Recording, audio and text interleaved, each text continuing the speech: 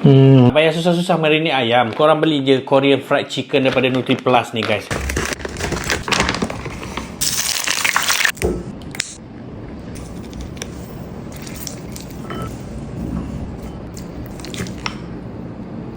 Sebenarnya Hari Raya Cina dan Hari Raya ni, diorang ada buat kontes guys. Mesra Gongsi Raya guys. Macam mana korang nak join kontes? Tengok video ni sampai habis.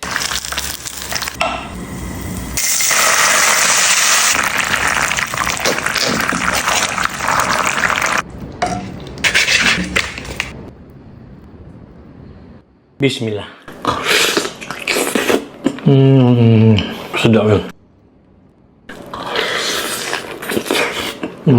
Kalau korang nak join kontes Mesra Gongsi Raya ni, korang beli telur dan satu produk frozen RM35 ke atas, korang layak join kontes. Lepas tu korang baca dekat caption macam mana dia punya step.